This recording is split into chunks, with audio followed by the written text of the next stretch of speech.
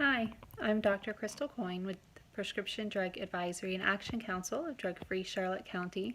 This is your first segment of Ask Your Pharmacist.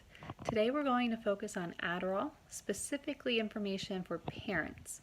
Now, as a parent, we always want to do what's best for our children, but there's no manual and there's no way to see into the future to know for a fact if the decision we make today is actually the best decision for the outcome that we hope for.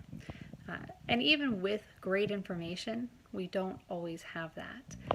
So hopefully, by having more information, we can make better informed decisions and at least have that peace of mind. So we're going to focus on Adderall. What is Adderall? It's given for attention deficit hyperactivity disorder, otherwise known as ADHD or narcolepsy. What we're going to look at today is the basics of what it is and some of the warnings. So I'm going to start by utilizing the package insert, and actually all the information I'm giving today for this short video is from the package insert. You can ask your pharmacist at any time for the full package insert that comes with a manufacturer bottle. It's a lot more information than you get with the medication. And generally that's because it's very scientific. It's not designed for patient information specifically, but it definitely has great things in there to help you better understand the medication or maybe pose some better questions to the pharmacist or your physician. So I'm going to read you the bolded warning that comes with Adderall, which is a stimulant that is a type of amphetamine. Amphetamines have a high potential for abuse. Administration of amphetamines for prolonged periods of time may lead to drug dependence and must be avoided. Particular attention should be paid to the possibility of subjects obtaining amphetamines for non-therapeutic use or distribution to others, and the drugs should be prescribed or dispensed sparingly. Misuse of amphetamine may cause sudden death and serious cardiac adverse events. So what does that mean?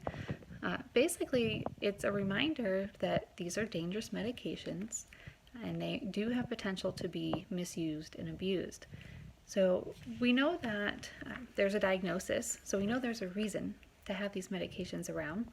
And what they're talking about when they're saying distribution and misuse for non-therapeutic use is that often college children, or even at high school level, to help focus on studying, will take Adderall.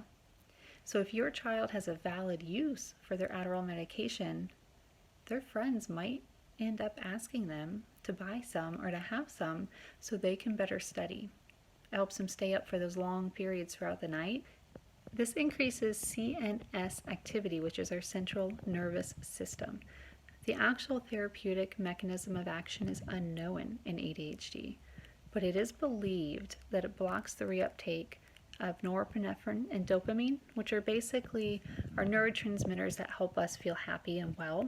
But it blocks that reuptake into the presynaptic neuron and increases the release in extraneural space. To be diagnosed with ADHD, the patient does have to show presence of hyperactive, impulsive, or inattentive symptoms that cause an impairment that's pretty significant in at least 2 or more settings before the age of 7. The specific etiology of ADHD is not known. Therefore, there's no single test to diagnose. So really what they use to diagnose something like ADHD is a series, basically a list, a series that they will go through and check off. And you have to have so many of these listed items to be able to be considered diagnosed. Adderall is indicated as a part of therapy, not complete therapy. So ideally, and when the medication was created, it was created to be a part of therapy with other measures, such as psychological, educational, or social for that patient. There are some contraindications, which means patients that should not take this medication at all, and it generally won't apply to our school-age children, but as a parent, we often have our own parents that we're caring for, and often we actually do see the 65 and older population on these medications. So it's important for a parent to be looking out for their parents, not just their children. So some contraindications are things like cardiovascular disease, hypertension, hyperthyroidism, and glaucoma. One thing I really want to make sure parents are aware of is not just the abuse potential. It really is what happens to our children now and how does it affect them later on this medication. So one of the things that happens with Adderall being a stimulant is that it tends to inhibit growth and weight gain.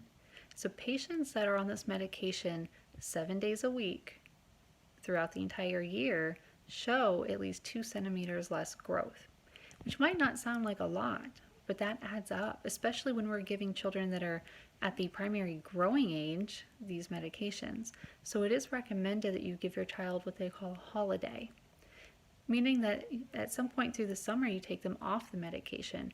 Maybe you take them off of it through the weekends, but you don't give it to them every day of the year continually. They do need a break from these medications.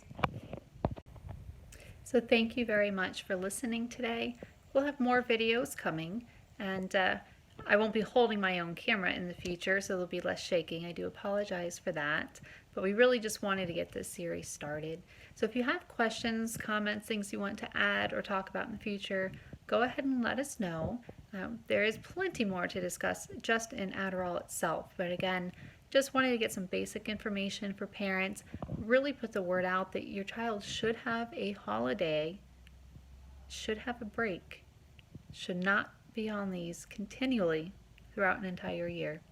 That is very important, and that's something that we can do as parents right now to help maintain our kids' health and safety over the years. So thank you again for listening. Let us know what else you'd like to talk about, and ask your pharmacist.